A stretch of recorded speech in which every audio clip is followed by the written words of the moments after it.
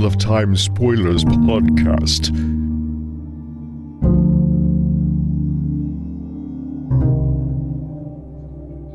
All right, speaking of space and time, do you want to get into the space headspace around the Wheel of Time? Honestly, I really did not like being with Samitsu. You found that to be pretty rough. I did not like being in her headspace at all. There were a few little interesting tidbits in there, and I like, there's some relationship between what happened in the two segments we're reading today. Yeah. Actually, yeah. There's the robberies in both cases. But yeah, you're right. This is there's a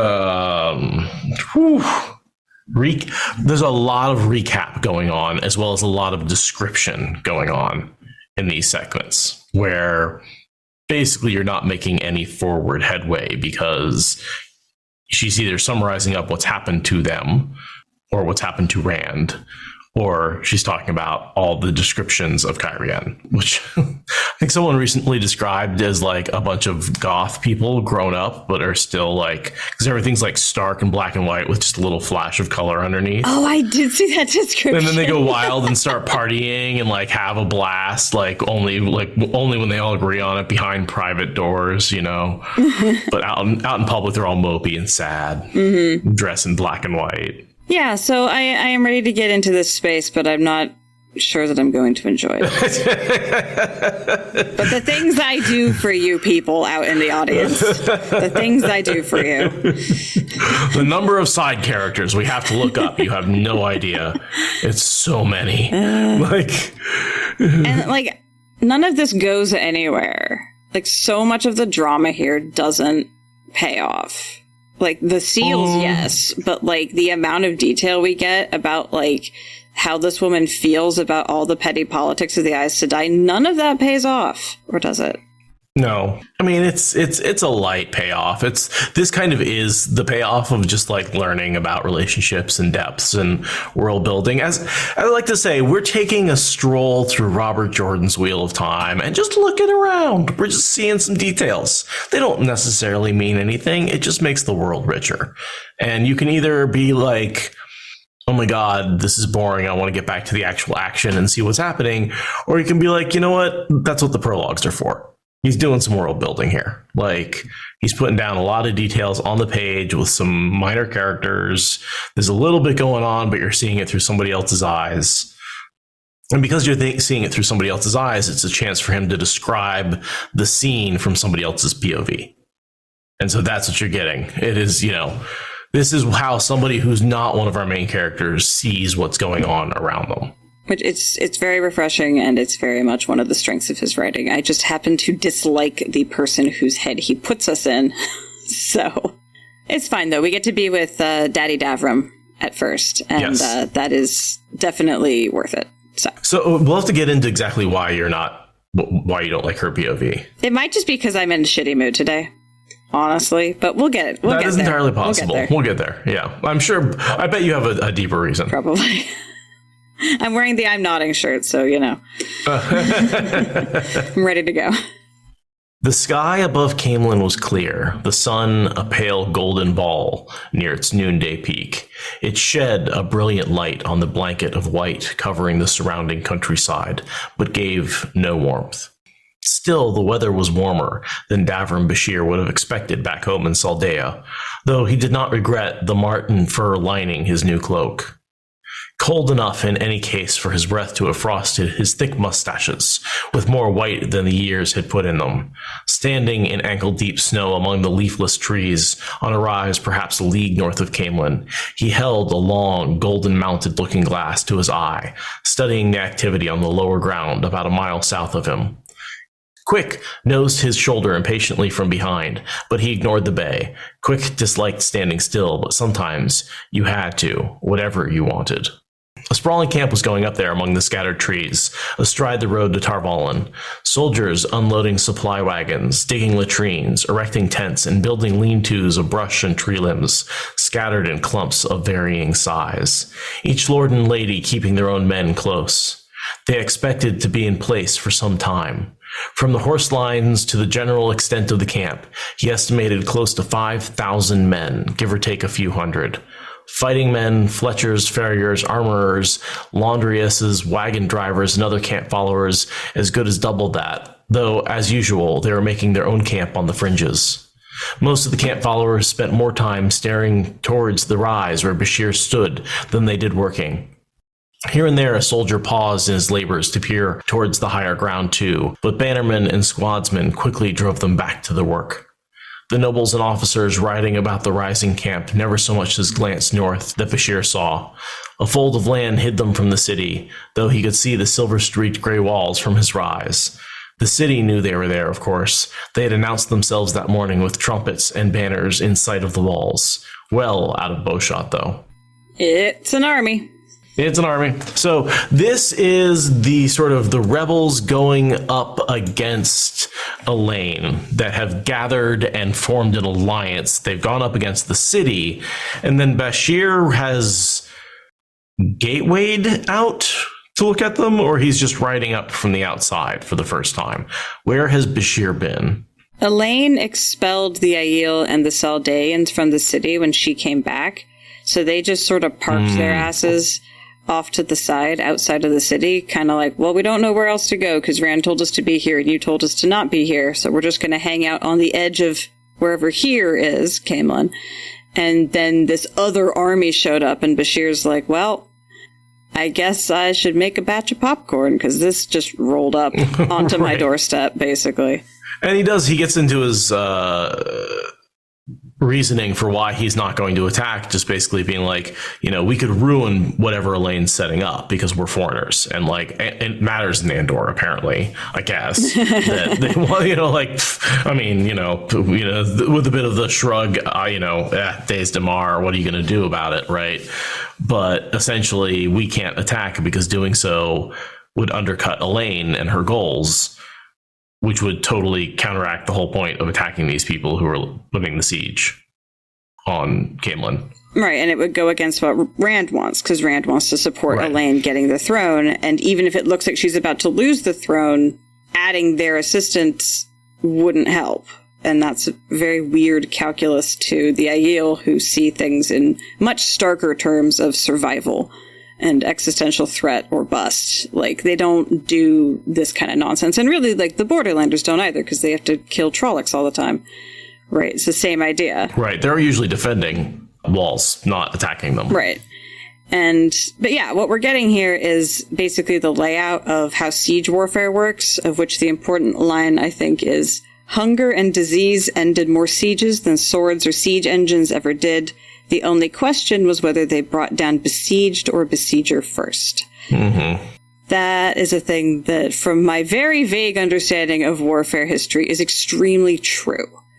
Sieges are nasty businesses for everybody. Starvation's a thing, and it's like who eats the most shoe leather or has the most dogs, or... And sanitation is rough when you are camped outside a city and the city is being denied access to the area around their walls. Like, it just... Illness... microorganisms love war. They do great during war times. It's kind of like how crows and ravens were seen as like a harbinger of war. And it's not that. It's that they recognized that when two large groups of armored men were walking towards each other, it was about to be an all-you-can-eat buffet. The birds learned. Mm-hmm. The birds learned when wars happen, we get to eat lots. So they start following armies. So they are harbingers of war because they know how to get food. Microorganisms don't have quite that much of a dramatic effect, but they do benefit greatly when sieges go down. See, from the Raven's point of view, humans are the harbingers of war. They're the harbingers of feasts? Of food. Yum.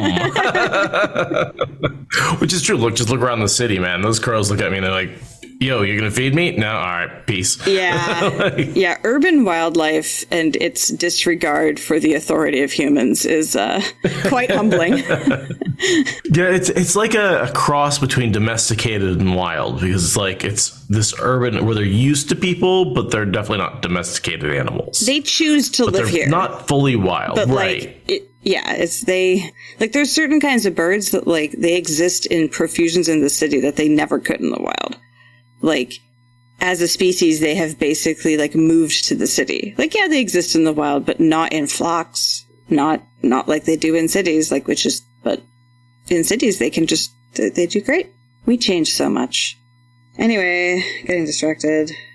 So this entire group is right now sworn to Elenia, right? And she's the one she hung with Ravine. She's going to get her lands taken away and given away when Elaine unites Kyrian. When she takes over Kyrian, she ends up giving the Kyrian nobles some of Elenia's land. Mm-hmm. So that's sort of her. She rebels. It doesn't go well for her. She gets her land stripped away from her. Yeah. Elaine has to be pretty harsh on the people who do this conspiracy. And what's unfortunate that we learn later is that the conspiracy is held together by dark friends and blackmail and threats. And it's really hardly even Elenia's fault that it gets this out of hand. But this is all in support of Aramilla. Right, we've got armsmen who are sworn to Elenia, but it's all ultimately under the pyramid head of Aramilla Marn, who nobody had ever heard of a month ago, and now is, for some reason, this bizarre, clownish figurehead at the top of a really unlikely pile of strange bedfellows. You think it's all Darkfriend controlled? I know it's all Darkfriend controlled. We get a POV from Elenia later that makes it very clear that there are some dark friends pulling the strings at the heart of all of this. I forget exactly who, but it's very clear when Elenia reflects on what's happening during this period and between then and her POV, and it is not your normal Deus Daemar garden variety plotting. Okay, yeah, I missed that. You're just forgetting the entire POV because it's very clearly spelled out. Oh, sure, absolutely. What? You mean there's a lot of weird POVs, especially here at the end, and I don't remember every single one of them? You must be joking. All right, so we're bitching about strategy being political. One thing I noticed, one of the reasons why Aramilla is in control of everybody else is Aramilla's forces freed them from their confinement in Erangel.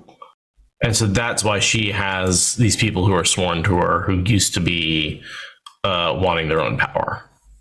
It's because it was a condition of basically swear to me or I won't let you out. Right. That's what it looks like on the surface, but there's more to it. There's also I will torture you with this creepy guy that hangs out with me. Gotcha. But on the face of it, politically, it's the one thing. It's not Hanlon. But Hanlon shows up and is chummy with him, I think. I don't remember his name. But there's mention of him having cords and stuff. And there's clearly some and then there's the whole thing with the pervy old guy who's losing his mind, but not his lustfulness. Oh, right. Wow. There's a lot of physical intimidation and I will hurt you and not let you leave and keep hurting you.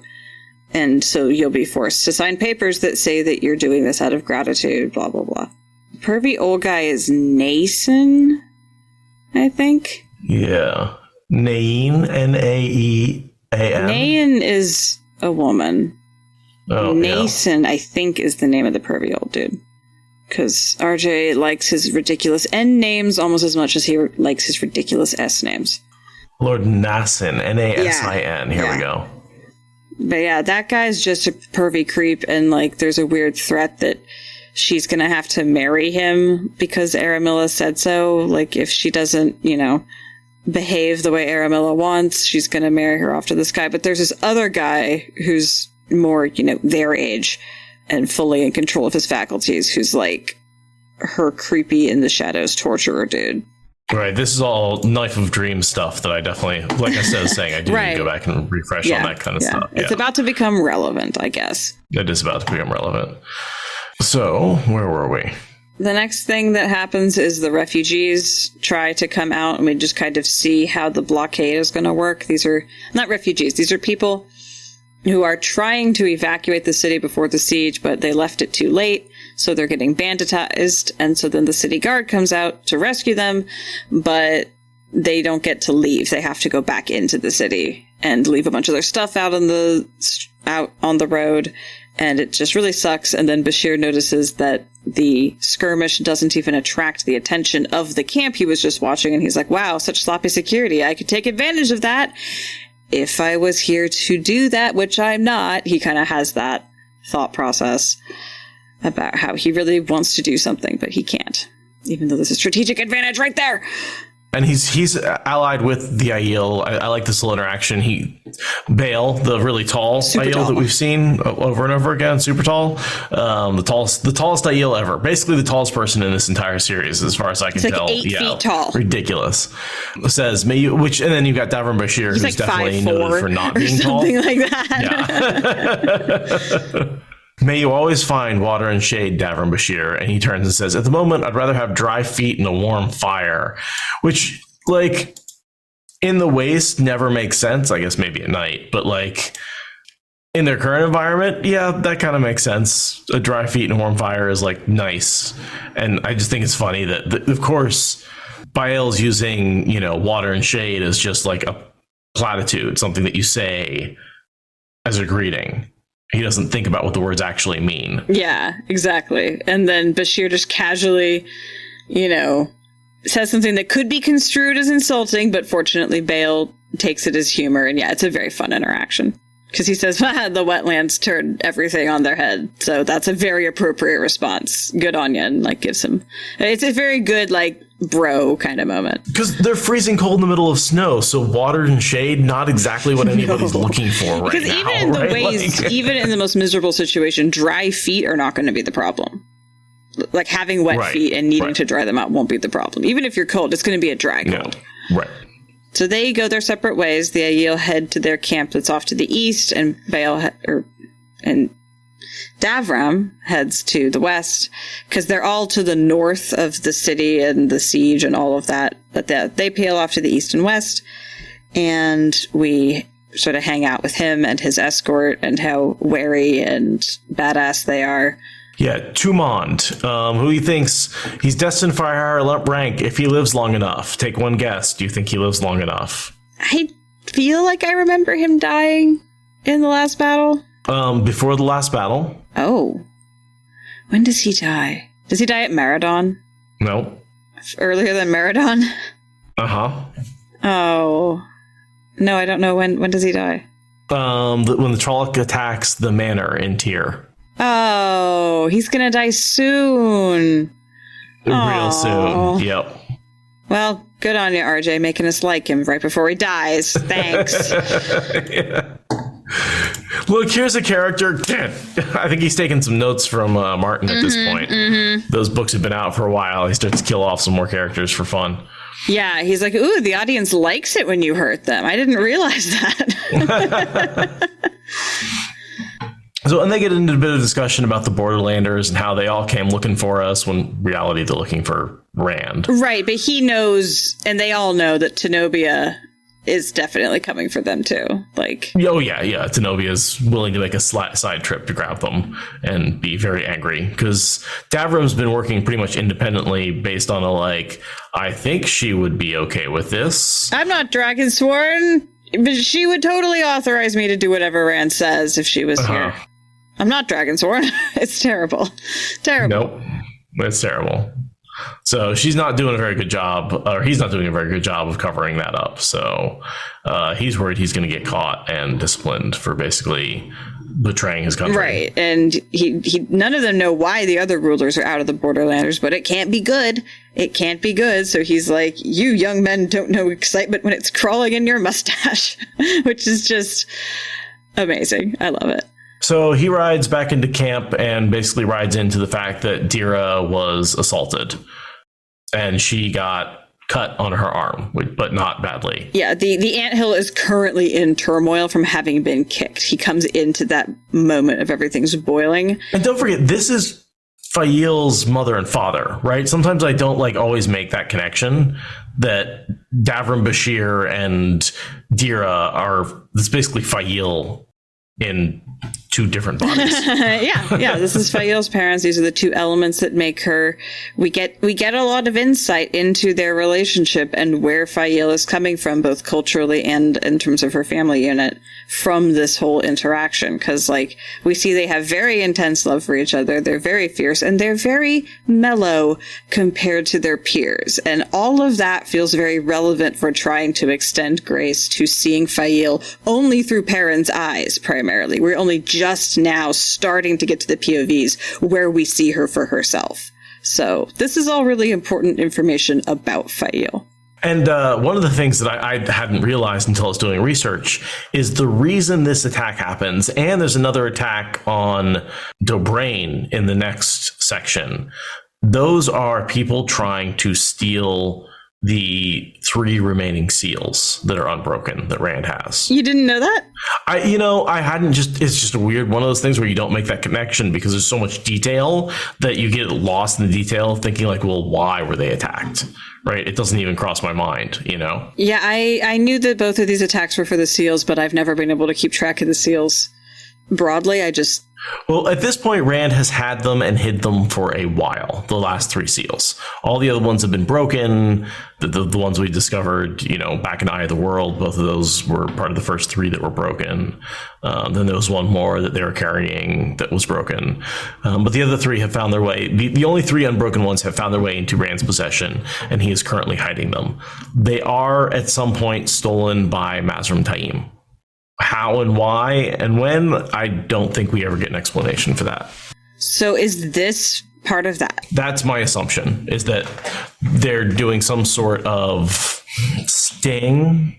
Because there's a double, triple cross at some point along the way. And right. I don't think that this is that, but because these guys think, Bashir and Dobrain both think that they have the real seal. Rand thinks that they have the real seal.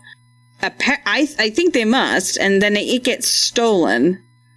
But then when they recover them later, they're fakes. So who's stealing them here? Is this Time stealing them here, or is this someone else stealing them, and then Time steals them from that person? Like, how?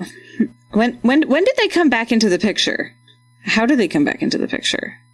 Because Rand handles them at some point and says, no, these are fake. Like, Taim has them, and then Andral steals them back. Oh, right. So Taim is the one who steals them, or he gets a hold of them through his network of dark friends that steals them.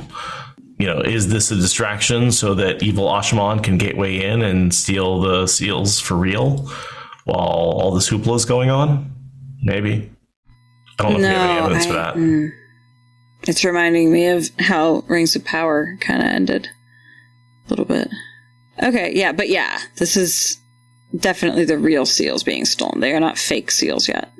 I don't believe so. So yeah, Bashir goes all tunnel vision because he sees the crowd until he sees that his wife is in fact alive, but then he goes tunnel vision again when he sees how close to death she could have gotten, but then the perpetrators are found already dead, so he doesn't have anyone to hit or kill. I love how when they attack Lady Dira, they run away badly injured and hurt, with her with a minor cut. When they attack Dobrain, he's the one who ends up hurt and damaged. Just kind of. But she has a mortal wound. It is framed as a mortal wound that if she hadn't immediately gotten medical attention, she would have bled out. Like, do you think it was an artery, arterial bleed? It's because they say that she's bleeding rapidly and she's already pale faced. Like, if it's not a full on like spirit, like it is the next thing to it. Like, okay. And the ladies didn't leave her, right? She orders them to go chase after the guy, and they're like, no, we're going to tend to your wound. And Bashir is looking at them like, yeah, you made the right call, because I would have literally murdered you if you had left her, even though she did order you to go and you were supposed to leave and you disobeyed. Like, there's a whole thing. So I think that she's more than a scratch. She's downplaying it because that's what you do to appear cool. But, it is pretty cool that she surprises these guys and manages to seriously injure them, whereas Dobrain? I guess Dobrain takes both of them. Both of the assassins. No, they're on the run. There's other bodies in the room that the servants kick. And that, okay. what's-his-face searches the bodies and, like, finds the note. That's right. Clearly, someone did get away in both cases. I mean, the seal gets away, but it seems like Dobrain manages to give as good as he got. So I guess him and Dira are both equally badass. I guess he's not actually that inferior. They found the bodies of the people who attacked Dira later. Right, and they were clearly, like, murdered on the way out of camp, so whoever did that could have taken the parcel from them. Whereas in Dobrain's case, clearly one of the assassins just gets away. Or was there to kill the assassins and then get away. But I mean, Dobrain's decent with a weapon. It makes sense that it would be 2 to die with him and 1 to get the package out. That seems like good calculus. I kind of imagine there's one waiting for them that is just killing them, so that sort of sever that connection in the chain of tracking down. The people who got the package from him are dead no matter what they do, basically. Well, we'll see when we get to that scene if you agree that it looks like Dobrain took them down or not. Yeah. For now, we just have Dira and Davram flirting, basically.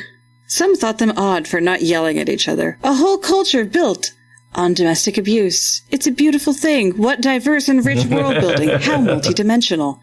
They drew daggers, so naturally I hit one of them and stabbed the other. I love the nonchalance. So naturally. He managed to touch me, refers to the mortal wound in her arm. It's very like the I yield, like, you know, I didn't get as much G as I could have, you know, I lost some G because he managed to touch me. Right. Like, meanwhile, you're gushing your life's blood out onto the floor. Right. Yeah, but there's someone there to patch you up. You'll be fine. It's fine. Don't worry about it. Yeah. It's fine. It's just a scar. And so then what I have is just the very end of the POV, because I'm confused by it. Well, I did want to note that, so he'd been expecting this or something like it for a long time. So I assume that's because he has the actual seal. So he's expecting an assault. He's like, yes, I'm holding the nuclear codes. This will go well. And so both men are found dead, each with a thrust, narrow blade, back of the skull. Somebody very quick must have done it. Could be Slayer. Ooh. Just saying. I mean, that's a traceless assassin, and he can whisk the thing away into another dimension the second it's been retrieved. But then why not send him in to get it in the first place? Right. So I think it's more likely a chain of dark friends. Yeah, it was a matter of they got out to the first checkpoint, and that was, in fact, the last checkpoint they were going to see in the operation. Right. It was sever that connection of the chain so that nobody can trace it back. Right, and they presumably trusted the person reasonably, you know? Like, oh yeah, this is my buddy, we're going to do the thing. I've been stabbed because my buddy is not my buddy. Because dark friends. And he wonders about who did it. And then he says it seemed a decision had been reached for him. And then he tells Tumad, you know where to find the man who came to me yesterday. Find him and tell him I agree, but there will be a few more than we talked about. And I am question marks for days. What the fuck is happening? Logain came to Bashir wanting help to find Rand. Remember how Logain went on a trip and he said I was going to go recruiting, but instead of going recruiting, he's going to go find Rand. He actually met with Bashir and was asking for help to find Rand. And so Bashir's going with him to go find Rand instead of confronting Queen Zenobia. Oh. That makes a lot of sense. And I have always been so incredibly confused by that. And that's so much more obvious than the whole it was the seals being stolen thing. So well, trust me, it took research for me to figure that out. I didn't figure that out on my own. I definitely had that pointed out to me. Okay, well, that makes me feel a little better. Yeah, I didn't just know that. I was like, oh yeah, totally. That's obvious. No, I was just definitely. You could have gotten away with that quite easily. I would have believed you. But that is one of those little hidden timelines of Logain going back behind everybody's back to go find Rand because he's trying to pull the Black Tower out of its just pit of spiraling downwards into dark frienderiness. And he's not having much luck because Rand is, holed up right now. He's in Farmatting, and I'm assuming that the two attacks, the one on Dobrain and the one on Bashir, are happening at the same time. I would assume so. Yeah, it's got to be coordinated so that way there's no chance to move the seals in case communications happen. Mm-hmm. And we do get a timing in the next POV that Codswain departed a week past. So that's when she left with Rand to go to Farmatting. And that's 10 days is a week. So this is still, and I believe if we time that up, I believe Rand was in Farmatting for longer than a week total. I think it's 2 weeks. Like they're in the second week when all of the stuff goes down, and then it takes a few more days for them to get out. So Right. So this is still in the middle of Farmatting. We're still pre-cleansing at this point.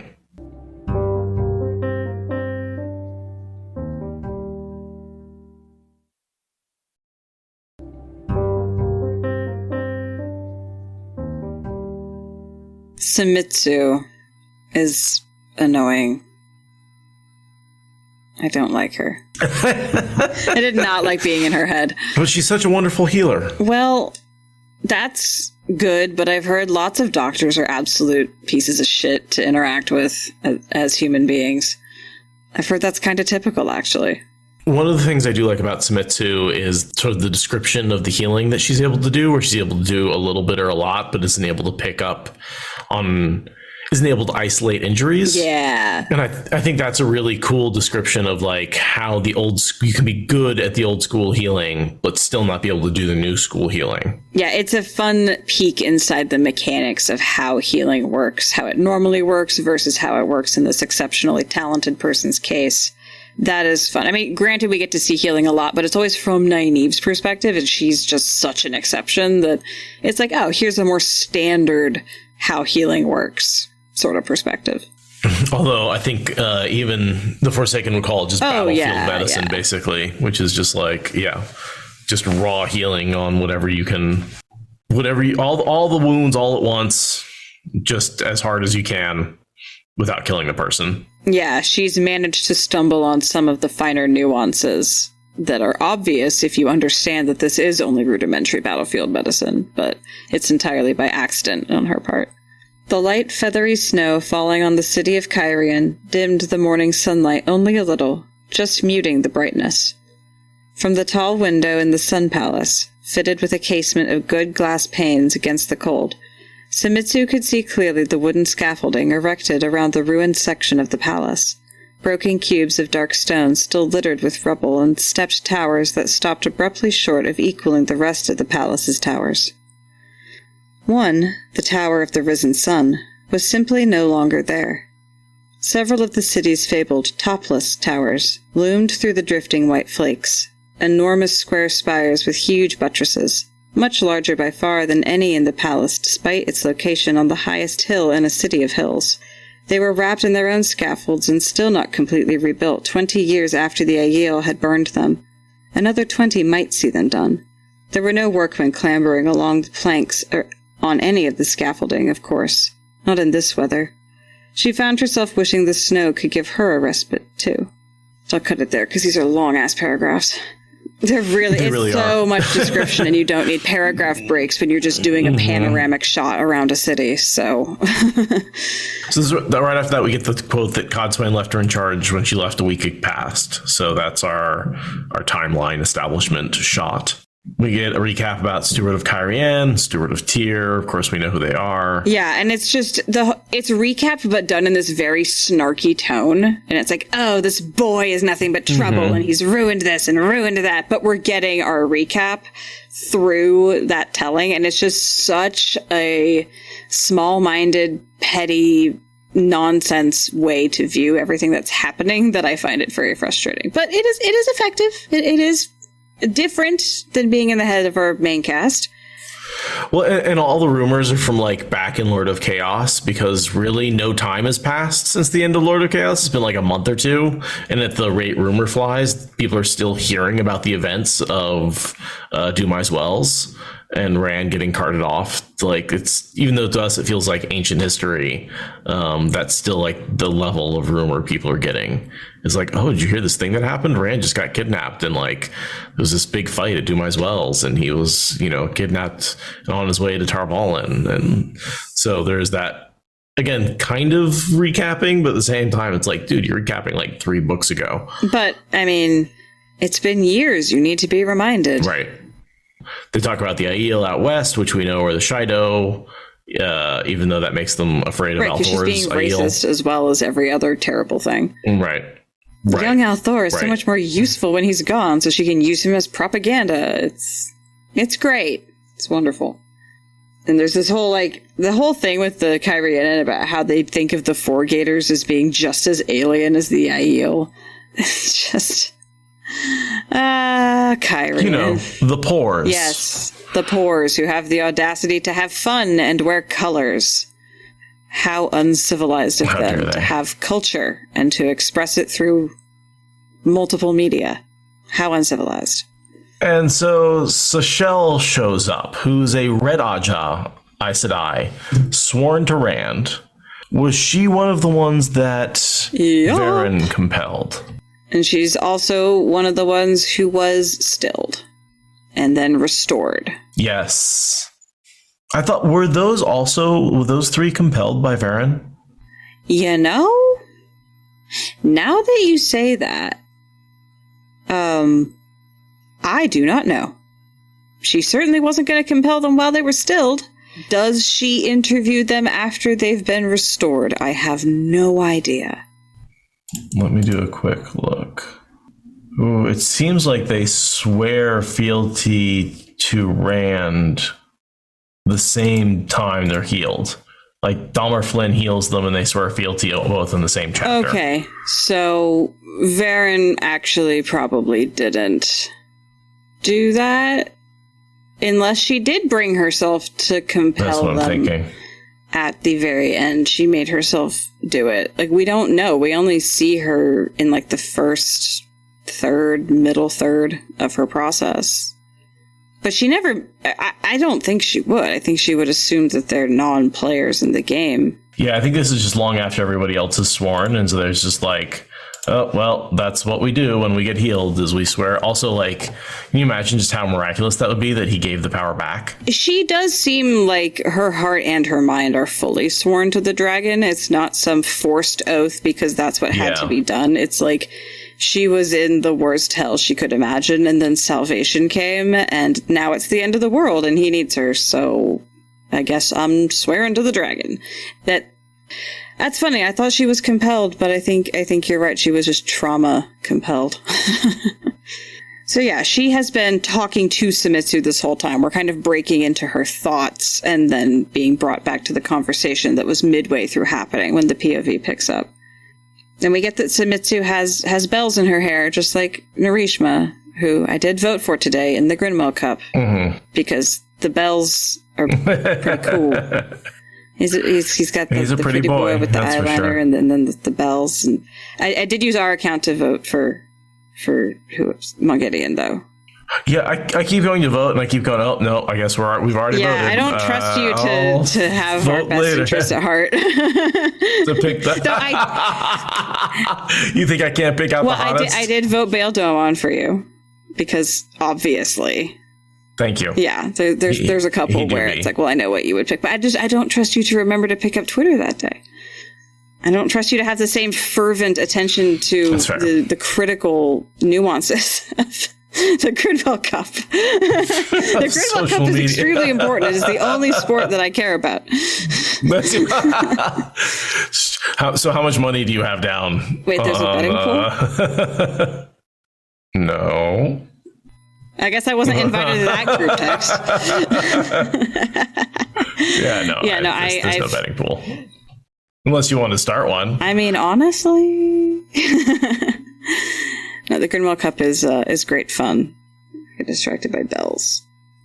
Okay, so we are looking at what's her name? Sashelle. We're looking at Sashelle. We're being uncomfortable with Sashelle because she is fully committed to being a wise one, and she doesn't have the oath-bound ageless face anymore. And Samitsu just cannot see these things, so instead she has to be like an uptight, annoying person the whole time. Yeah, there's some details in here. We get some information about the 31 sisters who took the oath. 5 of them red. Interesting. 6 are still with Codswain. Rand sent 5 to Tyr, and 2 of them were with Perrin. So that's 6, 5, and 2 leaves 18 behind. Mm-hmm. And you did pick up on the jewelry thing being a cultural transition thing, right? Right. Yes, that she's wearing the jewelry of a wise one, Aiel woman, because she's basically fully gone native as a apprentice. Yeah. Yeah. And she's begun her collection as a real apprentice, and the other wise ones are like, not like, why would you explain that? Like, obviously. But okay, cool. Just making sure that all those highlights were worth it. Which makes me trust her way more. Yes. She's no longer red. She's now a wise one Aiel. apprentice. Yeah. Yeah, she's following the Egwene path. She's doing the Egwene thing. And it's like, Right. oh, okay, well, in that case, if she's internalizing it the way Egwene did, then she's not a danger to Rand anymore. But yeah, there's this line here. Maybe Varen had been right about Ta'Veren twisting chance. And it's like mentioning Varen there in a sentence where she's thinking about all the Aes Sedai who were compelled. It's like, Varen is definitely making sure she's just like, no, it's just Ta'Veren. Yeah. Couldn't be any other reason, just totally Ta'Veren. Right.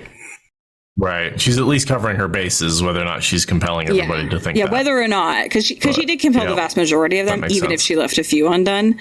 So, it's just funny that it's like, no, Varen definitely was making sure everyone was thinking Ta'Veren. There's this discussion of Torum Riotin, sort of her sister is trying to take over the house, Riotin. And they're like, no, we saw Riotin still alive. Right, so basically what's happening is Aiel is asking for White Tower, or at least Aes Sedai approval, to take over for Torum, because Torum is fucking gone. Because he's been under the control of Padden Fane for a while, and now he's dead, right? Yeah. Or will be soon, depending on exactly when your timelines match up. And so Samitsu is like, no, we know he's still alive. And like the last time she saw him, he was running away on all fours into a murder fog after hanging out with Padden Fane. Like, that is her stretching her Aes Sedai stuff as thin as it will possibly go. It's absolute nonsense. The last time I saw him, he was still alive. Technically, all true. And it's so frustrating because she's like, it will mess up my day if this house gets a leader. Like, she's literally saying this political house with military arms, with political power, with the ability to affect the politics of the country and manage resources, they need a leader. There is a leader who would like to step up. And she's saying, no, you need to stay disorganized. It is so fucking imperialist. It's so rude. I do not like her.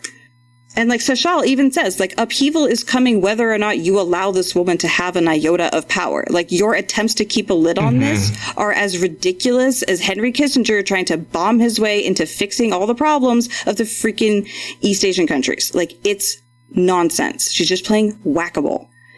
But she has the power, and she is dedicated to her game of whack-a-mole, so she's not going to listen to anybody about it. So here it says, Aiel has forsworn any claim to the Sun Throne in favor of Elaine. Is that Varen's doing? Probably. Varen is the one who talked with them to get the whole story to come out. So I imagine that she would have had the greatest social power to say, and you will not be doing XYZ after this conversation is over. Correct? Correct. Good. That would be my suspicion. Either that or Cadsuane made sure that that was well implanted in her head before taking off. Because I feel like it gets said earlier that Varen or Cadsuane is like, yeah, I made sure to deal with that. So yeah, it's like Samitsu is over here trying to hold on to her power because she has an ego, while Sashelle is like reading the situation and saying, I think this is the most efficient path forward to actually navigate the reality that we are dealing with. And it's such a power struggle. The two of them have about equal power in this situation, and Sashelle is definitely winning. We even see it with Corgaido. When she comes in at the start, she bows to both of them, and then at the end, she bows to Sashelle. Like, it's very obvious that Samitsu is losing power. Authority, I should say. Right. Well, when you lose the respect of the staff, you're in trouble. Yeah, it's so true. As we've been shown, that in Wheel of Time, that gets emphasized over and over and over again. Oh, and just one more note on Aiel. She was the one who was having an affair with Shallan and was exposed. Rand tied them up, and then Cadsuane found them, and, basically to keep their secret, made them promise to do whatever. And right now that whatever involves supporting Elaine. Right, which, like, is fine. Aiel needs to get her house in order. She doesn't need to be running someone else's country or any country. She just needs to get her little fiefdom in order. Which is fine. I don't think she's going to have a problem with that. You know, she doesn't create an issue after this. She's fine. So do you think the fact the wise ones treat Sashelle differently and the other two sisters differently has anything to do with the fact that they're not bound by the 3 oaths anymore? No, I think it's because they were stilled. They don't know about how the oaths got lifted. That's not part of what they respect about Aes Sedai in the first place. Do you think it's just the stilling was the punishment enough? They didn't need to be punished further? Right. I think it gets described earlier, like I think right after Dumai's Wells, as being essentially like they met tow that is unmeetable. Right. What they did to Rand is an unmeetable form of tow, but also what happened to them is an unimaginable punishment to inflict on anybody. So the two things cancel out. And if they're willing to get out of bed and live, which we are going to convince them that they are willing to do that because we're wise ones, then they have a blank slate and they're allowed to start over. Because that's the Aiel way, right? Once you pay for something, it's as if it never happened. She thinks a little bit about how at least Dahmer Flynn healed stilling. She obviously hasn't heard about Nynaeve also healing stilling. So last book. So several books ago. So rumors fade to myth, and it all takes forever to get anywhere. Oh, we get one of my favorite lines about Codswain plans. Some were planned to fail in order to help others succeed. Yeah, I love that little tidbit about Codswain and her plans, that like you're involved and you just don't know, like you might be one of the plans that's designed to fail and you don't know that ahead of time, and that's why it's so nerve-wracking to work with her. I love that insight into who she is and how she's been for the last 2 centuries. I also am interested by this line. This was not the first time she, Samitsu, had been pulled into one of the legendary Greens designs. Is that a reference to a New Spring thing or to something completely unreferenced anywhere else? Is this just a one-off referencing one of the Greens' many adventures? I want to say it's just a one-off reference, but let me do a little bit of research. That's what I want to think too. But I thought maybe this is some reference to something. Like, is this... New Spring's the only other place it would possibly be. Well, she's not in New Spring, so. Oh, well, in that case, this is just a one-off reference to things that we will never know that happened. But it's like Cadsuane doesn't only live in exile; she also involves other Aes Sedai in her shenanigans. I mean, she might just be referring to like when she went with her and Fane's dagger attack happened. I doubt that very much. Yeah, same. This feels like that one time I spent 5 years writing a treaty that was meant to fall apart, so that way something in a different country entirely could happen. It has that kind of sigh to it. So I want to think it is like a big reason why she has the opinions she does about Cadsuane specifically. Like, not this again. Sorry, folks. It's hard to really sort of pull anything coherent out of this chapter. It's more just like there's this sea of thoughts and we're trying to pull out the interesting ones, but they feel very disconnected. Yeah, so she really wishes that Cadsuane would come back and take it from her. She wants an adultier adult. She's trying very hard to be an adulty adult, but she also wants an adultier adult. It's very silly. And then the important thing, well, the lead up to the important thing. Right. The lead up to the important thing is that we get news. There's an Ogier in the kitchens. And it is our favorite Ogier in the entire world. It is Loyal. Loyal and Carlden have arrived in the kitchens looking for Rand, because literally everyone needs Rand to tell them what to do next. But yeah, well, we haven't seen Loyal in an age, right? Because he's been out with an Ashaman. Yeah. They're going from Waygate to Waygate outside of the steading and appealing to the steading elders to close the Waygate. And a lot of them didn't listen because they're all getting ready for the Great Stump and going to the Great Stump. But some of them did listen, and so they got partial success. So yeah, they go tearing off through the hallways. Everyone's out doing a walk and talk. We've got all the servants out doing their work. We've got all the nobles out doing their work. We've got a bunch of like odd pairings of like pale Kyrianan and dark Tyrans and people who are like known enemies just hanging out together. Like everyone's doing the Aes Sedai White Tower walk and talk that we saw last episode, where everyone's in the hallways because that's the only place won't be eavesdropped on. Like clearly that's what's happening here too. And these two Aes Sedai are just rushing through it to get to the kitchens. And the only interesting part here is I have Samitsu thinking about Sashelle's face, being like, oh, she doesn't look like an Aes Sedai anymore. She looks young again. I've heard rumors about that. And sort of wondering if her face changed. Is there anything else about her that's changed? And it's like, you're that close to thinking of the three oaths and wondering if they still apply. So close. But no, that would be plot. That would be something happening. That would be somebody would have to do something if she had that realization. But no. Unacceptable. No, totally unacceptable. They all, the two of them mutter about how scandalous it is that all these women are wearing clothes that we recognize as being the ripple effect of Min's fashion style, right? All of the pants and the heeled boots and all of that good stuff. They're scandalous. And Pearl clutching down the hallway. Right. Oh my God, your butt's not covered. Meanwhile, all the guys are like, yeah. Right. Swinging their cod pieces around. And I love how they do the thing where they both mutter scandalous at the same time and then get really angry because they like are mirroring each other and they don't want to be. It's not quite that. Samitsu gets mad that she voices automatic agreement with Sashelle. It's like scandalous. Like there's an echo and it's like her like normal like response to like be agreeable, which like I heavily empathize with. Like the desire to just repeat what someone says, to smile and nod, to agree with whatever they're saying. Like I feel that. And she's like, no, I want to try to like maintain some authority. I don't want to look like I'm trying to get along. Damn it. Sashelle doesn't even notice. It's not at all like the Avienda Min thing where there's a mutual mirroring. It's very one way. Like Sashelle is like, right. Sashelle is living rent free in Samitsu's head. Meanwhile, Sashelle herself is like, I forgot your name. Who are you? Yeah. she's over here being a wise one apprentice. She's not worried about.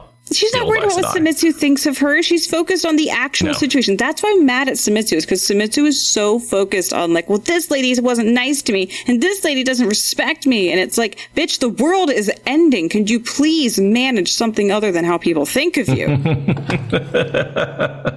So they get to the kitchen. Well, they do walk by, I want to say, Elenia Chulandred and Fiona Aniraz.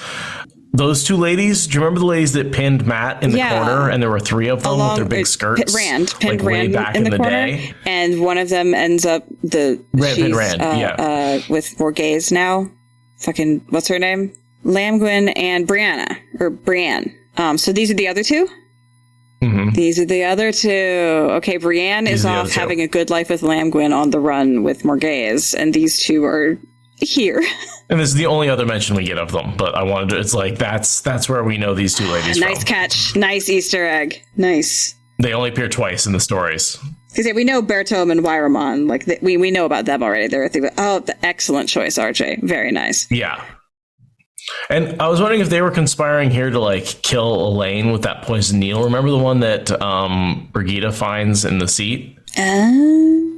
I think it is. I think it is. And he's with Wyramon, who's obviously just sucky as hell. So I don't think we get confirmation, but Bertome, I'm not sure if Bertome's dark friend or just being set up by a dark friend. I always assumed he was one of those just generally greedy, slimy people who was easy for dark friends to work with. Wyramon's just manipulating him.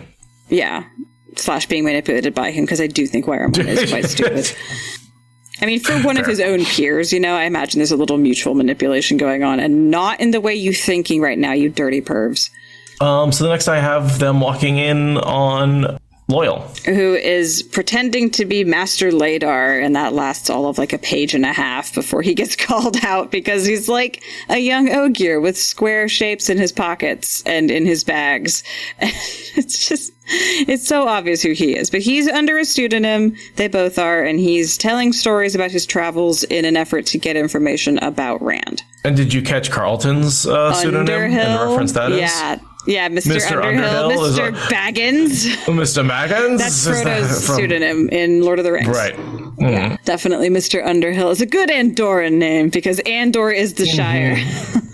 And then I love how she asks, why are you so interested in them, Mr. Underhill? Is that an Andoran name? It's such a good callback. Just to point out that name, just definitely like Mr. Underhill. Where does that name come from? This is ringing a bell. This is ringing a bell.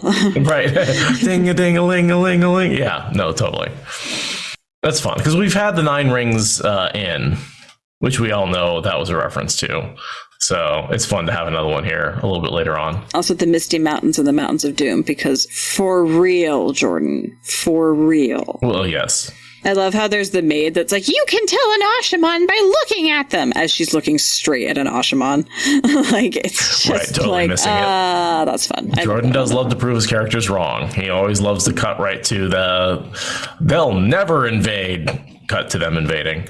You know? Right. Like, and it's such a classic like trope of people who are being like bigoted or stereotyping at all, to have them saying those things like right to someone. Like, it's just comedic gold every time. Mm-hmm. You can really tell when someone's gay, saying that right to a gay person who they don't realize is gay. Yeah, there's a little bit of that. If anyone watched Black Klansman, that's like one of the most like, yeah, moments, like at the climax of the movie, is when the guy's like slides from his white sounding accent to his black sounding accent, like as he's telling David Duke that he in fact just totally owned him with a big sting. It's such a good scene. Don't you mean R? So good. So good. Anyway, everyone should watch Black Klansman. Excellent movie. So we hear a little bit about the meeting in Stedding Shanghai, which we all know is the Great Stump, which later does come into effect. This is the meeting about whether the Ogier are going to open the Book of Translation and basically run away from the final battle. Yeah, Ogier Loyal saves the Great Stump from making the worst decision they could possibly make at the 11th hour. That is the meeting that they are firing up at this point, is the meeting to abandon humanity that Loyal manages to save with a last-minute speech. It always makes me wonder, would the Shan Ogier vanish if the Book of Translation was opened, even though they had nothing to do with opening it? I don't think so. I think that they would be left behind and they wouldn't be part of the Ogier who come back. I disagree. Yeah? You think they would just get raptured? Because I think with the turning of the wheel, you have to have the Ogier disappear in order for the wheel to turn, for them to come back. Well, they can die out. I think that they could be like struck with some bizarre infertility problem or all die in a last suicidal barrage. Like, do the Shido Aiel thing and like fade away. Fade away. The Shan Ogier wouldn't last forever because they would be essentially in too much danger over too long a period of time. The Aiel would wipe them out. Just for whatever reason, like they would just have chosen to stay behind on a doomed mission that is a dead end, and they would be gone so that way the other Ogier could come back again. But I mean, Ogier all getting raptured out of a battle all at once, there's a lot of plot potential there.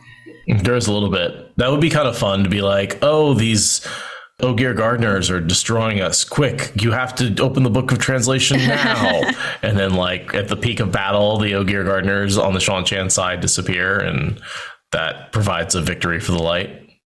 I could see that being a plot point. The sort of sacrifice, we will take ourselves out of this world in order to take out the evil Ogier as well, in order to save the world. I mean, sometimes the greatest contribution is not participating. Right. Because that would be actually a really cool way to have, like, the Way of the Leaf save the day, is be like, we will open the Book of Translation and stop our peers from fighting by taking them away from battle, and that will save the day for the light. The Way of the Leaf will stop by stopping the fighting from our peers. Right. Which would have more impact if they actually followed the Way of the Leaf. True. They don't, obviously. You could make it work. You could make it work somehow. Because they are vegetarians, right? I don't think it gets mentioned. Or is that just no? Either way, no. I guess I don't think so. I think that they respect death the way they respect life. I think that they can handle the concept of killing animals. I mean, they can handle the concept of cutting down trees and pruning them when it's necessary. So yeah, the two young men, Ogier and human, try to get away, but the Aes Sedai are like, no, sit down. We're well old enough to be your mother by any stretch of the imagination, so no. Yeah, and they're like, yeah, I have no idea who you are, Loyal. And when you're in the name of a young man named Carlton, and they're both just like, oh, they're yeah, so young. That's us. They're so naive. They can't lie for shit. They can't keep up their front. No, like, they really it's can't. Adorable. They're so young. No. So that corners Carlton. It's Carlton and Kaladin. Kaladin is one of the main characters in Brandon Sanderson's Stormlight Archive. Very easy to mistake those two. Excuse me if I say Kaladin instead of Carlton. So yeah, Carlton's sort of pretty threatening, just because he's not tamed like she's used to with those other bonded Aes Sedai. He's not a bonded one. Yes, because men are just subhuman, don't you know? Well, they can be if they're channelers. Ew. What ends up happening to Carl then?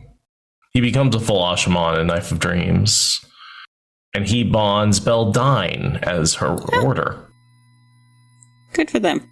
He asks after the Ashaman and after Rand, and he gets accurate information that they all seemed relatively sane, and that one kid died, and we don't really know like what happened, but like, and then he's like, oh, okay, it was the wine. Like, he gets brought up to date without a lot of subterfuge, which is refreshing. But again, it's just more recap, right? Like, that's the whole point of bringing him up to date, is it's recapping for us what's going on. And letting us know that the Ashaman bonding thing was not coerced, and da-da-da-da-da, recap. Oh my god, someone's dead! Right. It's very abrupt. Like a maid comes running in hysterically screaming that Dobrain has been decapitated in his rooms and there's fountains of blood everywhere and we're all gonna die. She bit back a curse of her own as the palace serving woman came running into the room with her skirts gathered almost to her knees. Lord Dobrain's been murdered, the serving woman squealed. We will all be killed in our beds. My own eyes have seen the dead walking. Which, by the way, she totally saw a bubble of evil. Not right. Yes, the thinning of the veil. The thinning of the veil is starting. The thing that's happening towards the last battle, we're seeing dead walking. This is probably one of our first mentions of actually seeing the dead. I think it is. And legitimately walking. And also, we'll all be killed in our beds? We saw Slayer do that. He literally popped out of thin air and murdered a couple in their beds. Like, she comes in running hysterical, saying nonsense, but also everything she's saying is happening. Like, people are being murdered in their beds. The dead are walking. Like, it's fun. It's fun. She's hysterical, but also like she's a prophetess. She's being a prophet. Mm-hmm. So Sashelle grabs Samitsu because Samitsu's a talented healer and is like, let's go help. And then what follows is like a ridiculously long walk with like 2 pages of walk and recap. A walk and recap. But Loyal gets mad because he knows Dobrain well, and they come along in the wake. It's a whole thing. I literally didn't highlight anything for a page. Same. We get into the room. There's crowds upon crowds of people. Everyone, it seems like he's dead. They get into the room. There's blood everywhere. And there's 2 other men sprawled on the floor. One dead. Both dead. The other on his side. One dead looking at the ceiling and the other dead on his side with an ivory knife hilt in his ribs. So there is no way of knowing how they ended up dead. But I want to give Dobrain credit for at least giving as good as he got. Oh, yeah. But it doesn't look like they were stabbed in the head after successfully completing the mission. It looks like a struggle that left 3 corpses. No, they were not. Except Dobrain's not a corpse. Right. But clearly someone got away with the package. Clearly. And an ivory hilt makes sense. It would be Dobrain's because he's the Lord. So, of course, he's going to have a nice knife with the ivory hilt. So that's his knife that he got into the guys. Yeah. I also love that I don't like how all the servants are like completely unmoored when their lord and master dies, because I think there's a really weird thing going on there. But I also do like the visual of like, the servant is kicking one of the corpses and no one is stopping him. Right. I do like that visual. Well, I think, it's like when you have bad bosses are numerous. So when you have a good boss and someone comes in and kills them, it sucks. You're like, God damn it. I had a good boss for once, you son of a bitch. Why would you ruin this for me? I'm going to get kicked like while I'm still alive with my next employer, thanks to you. Right. That's sort of how I imagine it. I like that. So she does her whole healing everything everywhere all at once. Congratulations to the winners of that, by the way.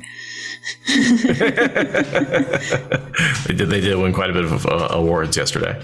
But so she can heal everything, but what she's thinking is, how much can I heal him that won't kill him? Because I can't just heal the life-threatening wounds. I have to heal all of his wounds. But I can heal them a little bit so that it doesn't suck all the energy out of him and kill him. And so she has to sort of ride that balance. She can see what things she would pick and choose, but she can't actually pick and choose. So she has to, guess how much is not too much, because healing is really hard, but she describes it quite graphically, she has to not heal him enough that he can then die from his other injuries. It's very complicated. diagnostic. And it really is where battlefield medicine makes sense. I mean, this is a battlefield, so this is the appropriate healing to use. And she asks for Ashaman help, but dude is like, I know nothing about that. No, that's not my specialty in the slightest.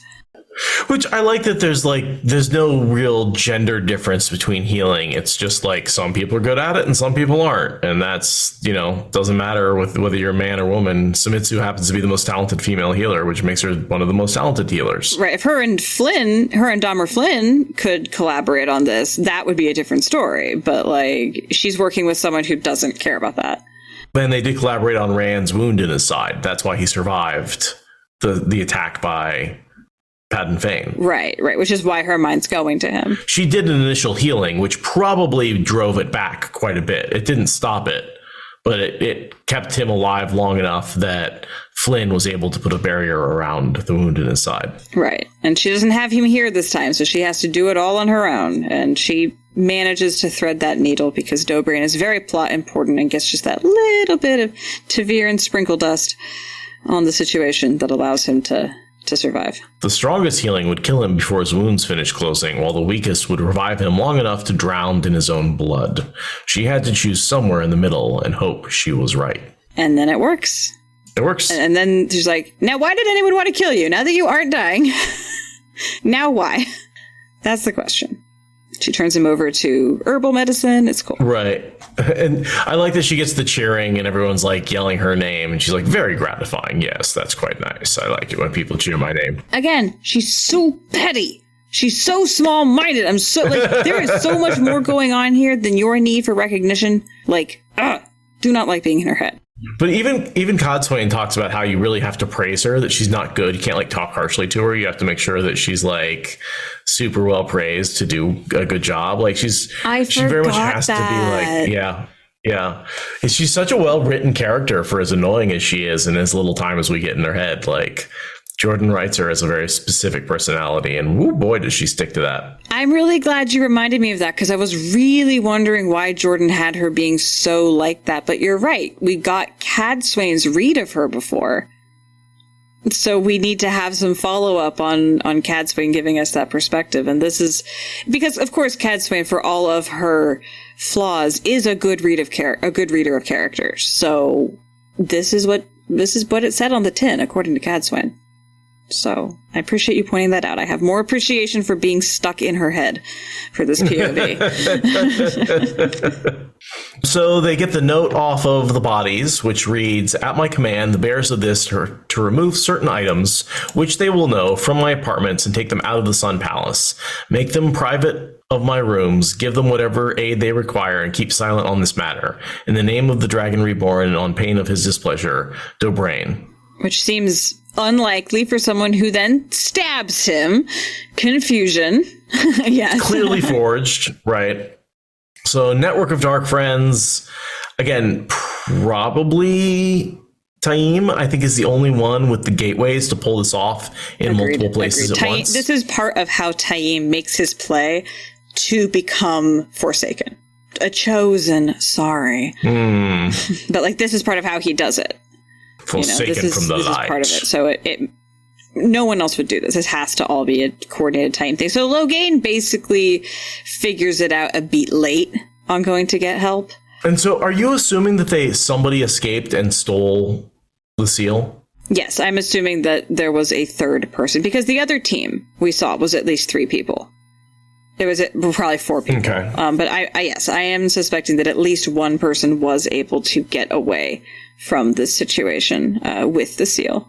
And so where's the third seal? If we've seen 2 seals get stolen, where's the third one? Is that with... I have no idea. Ituralda? There's not really any follow-up on where those 3 seals... No, because Ituralda hasn't been recruited yet. It can't be with the Eyes to Die because he doesn't trust them. It can't be with the Borderlanders because he's not talking to them. Is it with Elaine? No. Did he? It could be with Yael. With if he has it with great generals, right? Ruark? Yeah, Ruark would be a good person to have it. Someone in chat figure this out. I'm crowdsourcing this out. Where's the other one? Because when you track the seals, there's no real... Once Rand gets a hold of them again, they're just in hiding in his possession, and he never really says where he stuck them. He just pulls them back out again and hands them to Elaine. Right. Or Egwene, Yeah, and I should say. Yeah, and then Egwene shows them to Rand, and he's like, these are so not the right ones. Right, he's like, wait, I didn't look at those closely when I handed them to you. That's not right. And then, then it turns out Taim had them the whole time. So how did Taim get them? We're assuming he's successfully stealing them here. Yeah, wherever the third one is, he gets it, and clearly without killing a character we care about. Yeah, I'm really perplexed by that now.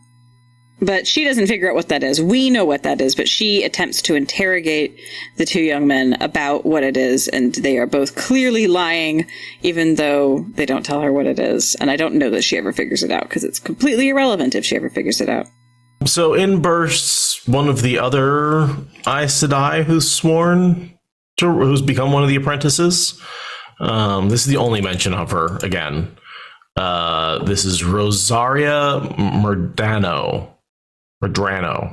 She says brown is a Sundark Aiel and black hair, but she is Aes Sedai. She's a Terran Aes Sedai. I think just one of the apprentices. Yeah, just one of the many Aes Sedai apprentices. So she basically announces that Logain and his group of sisters have arrived, and they're riding into the Sun Palace. They're riding right towards them, and she's like, I ran as fast as I could to get here ahead so you would know, but they are coming. I am a nothing character, and I'm bringing you nothing news, but it is going to be the cliffhanger we end this chapter on. But that's Logain. That's what the last time we saw Logain, he was looking. He for just Rand. took off. Like elsewhere in the prologue is when he took off. Right? He rode out to war in this prologue. Right. And now here he is arriving in Cairhien. Like that was kind of quick, actually. He took off and arrived all at once. And Samitsu is not thrilled. She wonders if she's going to live long enough for Cadsuane to have her hide. Very dramatic of her, but also fair.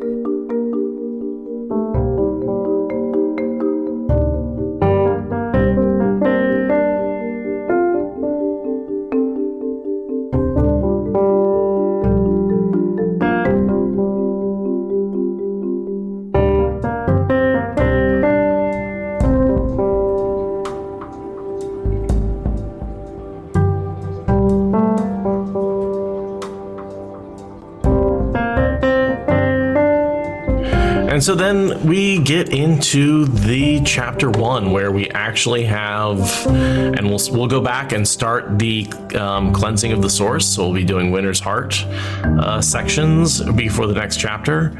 And then you've got 20 chapters where the cleansing is happening.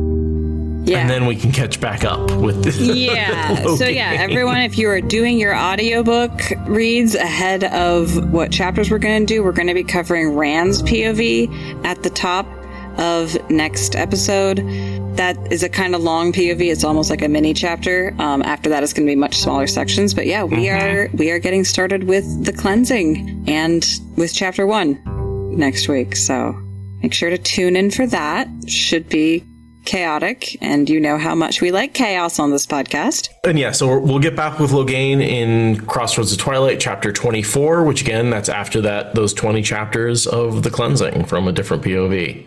So yeah, there's this weird little gap that we're about to go through. All in one day's time, the next 20 chapters. They aren't all on the same day. I kind of marked out the chapters that have a strong mention of the cleansing.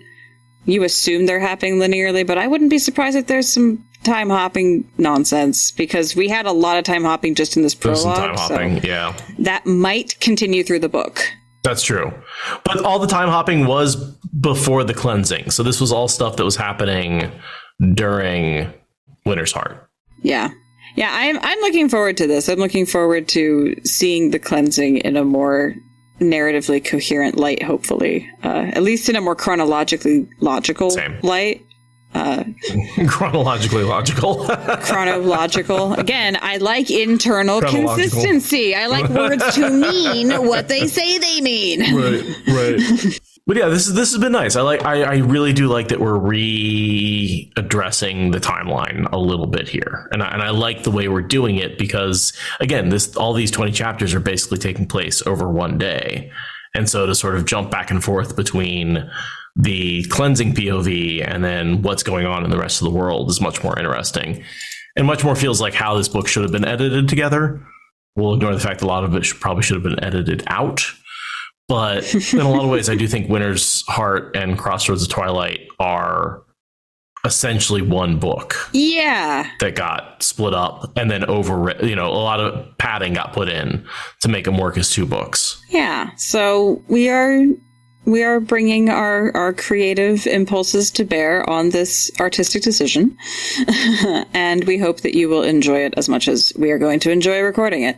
And you'll see how successful we are starting with the next episode. So buckle in, prepare for that. Otherwise, remember to support us on social media and on Patreon, and to vote in the Grinwell Cup, and to make art for What Idol, and then to come vote in What Idol, because that is going to be a hoot. So mark your calendars. It's going to be a thing. I have no idea when it actually is going to happen, but mark your calendars for the deadline, because that will probably be when we get told when to get excited. I don't know. Follow it on social media. It's amazing. Right, because there's usually a submission deadline, and then they have to see just how overwhelmed they are with all of the content to see how long it's going to take them to process it and actually review it and look at it all. So do you have the date for the deadline for submitting content off the top of your head? April 3rd. Yeah, April 3rd is the deadline to submit stuff. So end of the month is what you should be thinking in your mind. So that way you still have 3 days to figure out like the upload file format fuckery.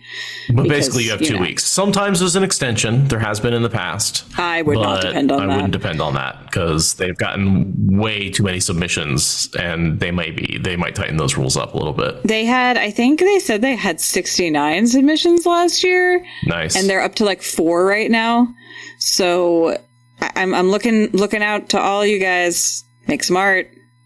Make the submissions. I have done my part for our video, our submission. I did my caterwauling. I've gotten that out of the way. I'm off the hook. I don't know what our video situation is going to be this year. That's your job. Yeah. Okay. Then let's stay on the line after this and talk about that. Should we end the line then? Yes, we should probably end the line, and we have some business talk to business. Business talk to business. So. Okay. Okay. Yeah. Well, then we should end recording. Right. And thanks everyone for hanging out with us. We appreciate you spending time with us. Bye.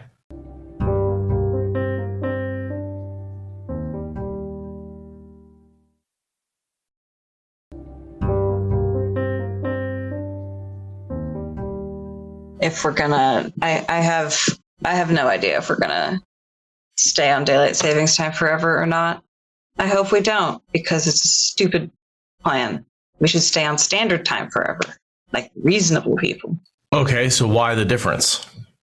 What appeals to you more? So you agree that switching is idiotic, right? Absolutely. Okay.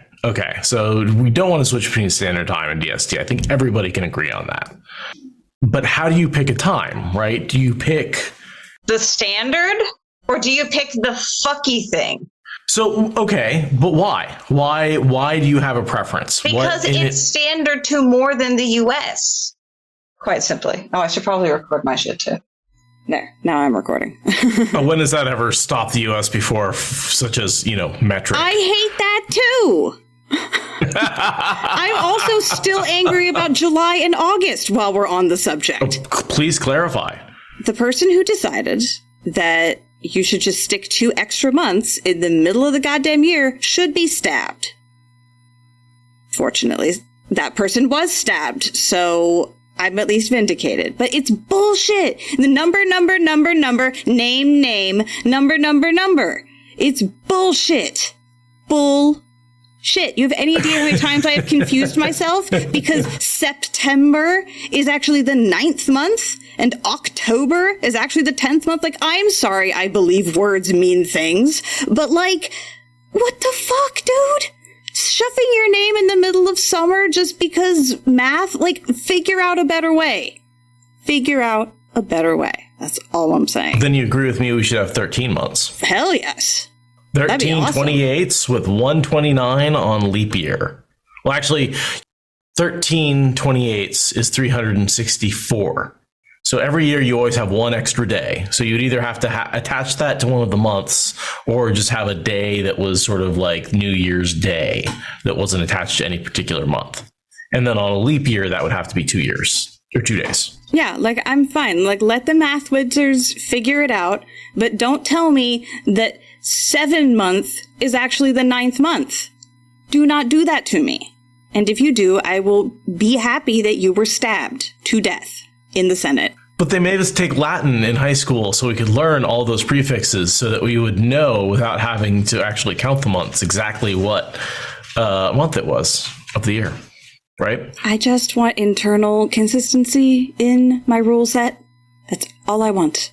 That's all I want. Have I mentioned I prefer math to language for that very reason?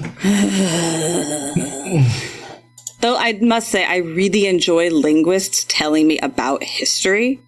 The way that people who study language understand the flow of history, very, very cool. They have extremely good storytelling when it comes to that. But I'm glad someone else has to study that. Same. Words are hard. Names are hard. There's a reason why we don't enjoy them. There's a whole... I love watching those videos where they'll explain different accents in different places, and they'll be like, over here they say it like this, and over there they say it like that, and I can't hear the difference. Yeah. I'm like, oh, this is not my area of study. I have to replay them 3 or 4 times just to pick up on what they're trying to differentiate between the two sayings. My ears are not tuned for it. I have a terrible time with different regional American accents, much less different English accents, like back in where English comes from places. And then I had an experience where we had a Thai exchange student come over and hang out with us for like 2-3 months with our class, and she stayed with my best friend, and she attempted to teach us how to tell apart the different phonetics in Thai, and it was simply hilarious how bad we couldn't begin to wrap our ears around what she was saying was different, like for weeks. Like I'm sure she got very tired of catering to us during that, but it was wild how much we collectively could not figure out how to hear, much less replicate what she was saying. Mm-hmm. Yeah, tonal languages, they're a whole different thing altogether. Yeah. Oh, and chat, I can't see you unless I look sideways, and it's not good for the recording, so I'm only going to see you now and then.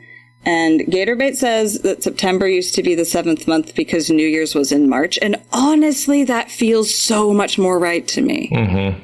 After the winter's over. Yeah, to have it be spring equinox. To have that be New Year's.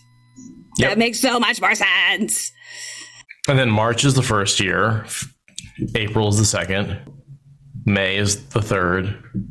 June, July, August, September, October, November. Everything else falls into place. Huh. My entire gripe with ancient Rome has suddenly lost the wind. January then becomes the 11th, which is sort of the first of the next, after 10, you get 11, and then February becomes 12 instead of 2. Right, and January is for Janus, the two-faced god of time. Right, which doesn't, anyway. Now you're not throwing 2s and 1s together. Yeah, we're not, the number thing is not consistent through the year. Okay, so who do I have to be mad at for moving New Year's then? Because now my gripe is with whoever moved New Year's to January. I'm pretty sure that was still Caesar. Okay. Well, I'm going to have to double check that. And I can still be mad at him for, because the Roman Empire. What is our current calendar called? Is it called the... No, it's called the Gregorian calendar. The Julian calendar was a big, huge upgrade, and then the Gregorian calendar was a minor upgrade on top of that. So we're still basically a Julian calendar. So who made the Julian calendar? Julius Caesar. Then, yeah, that's who you can blame, because he put it in this order, yeah. And he, honestly, he did deserve to be stabbed on the Senate floor. Let's be real. Did deserve that. Yeah. Good. I wish the guy who made our calendar was stabbed to death. Good news! He was. I did definitely borrow that from a meme I saw on the internet years ago. But it's still true. Just because it's not original to me doesn't mean it's not true. But, yeah, I mean, honestly, I wish time zone-wise, I wish that we just had one time and everyone just had their own frame of reference for what time was early in the morning versus late in the evening. That would make me happy. That's where UTC comes in. And that's where a lot of people do actually say, UTC this time. That's what time it is going to happen, because that's a way to globally everyone to be in sync. Yeah, because space and time. We have our lat long, and that doesn't change. Why should our time change? But alas. Damn it, my coordinates in 4D space need to be consistent no matter my frame of reference. I'm sorry, is internal consistency a sin now?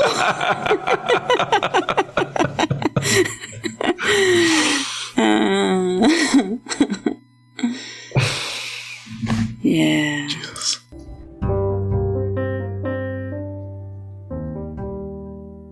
Actually, I really do need to go back and do a re-listen of everything from here to the end of the series. I'm realizing that it's been a while since I've done that, and I really do need to refresh, because I'm starting to forget some of the details that just because there's so many POVs and so many different characters. I'm like, oh yeah, I really do need to do a refresher listen. Yeah, I keep thinking that too, but resisting it. I'm thinking before Knife of Dreams, we may have to take a break just to give me like a month to listen to the next 4 books again. Yeah, because we're really getting into that attenuated territory. Because after Knife of Dreams, like, my reread count drops off, like, really dramatically. Not really. It drops off after Knife of Dreams. What am I talking about? But I mean, it's for me, I mean, think about how many decades some of the earlier books were out before Knife of Dreams came out, like there's so many decades of me growing up rereading those books over and over again that they are in a lot of ways, and most of it's imprinted on my brain in a way that I could recite, whereas these later books came out, after I was out of college. And that's just a totally different, even though I've definitely listened to them many, many times on my rereads. Many is probably only half a dozen or so, as opposed to some of the earlier ones, which are in the dozens. Probably. Yeah. I mean, there's just so many times. And so I just, and then also, something I've always done as we've gone through the series is, when we started a new book, I would read that book and through the end of the series. And I haven't kept up with that on this last 2 books, I don't think. Life. Anyway, I think there's only so much Wheel of Time you can take in. Yeah. At a time. It's true.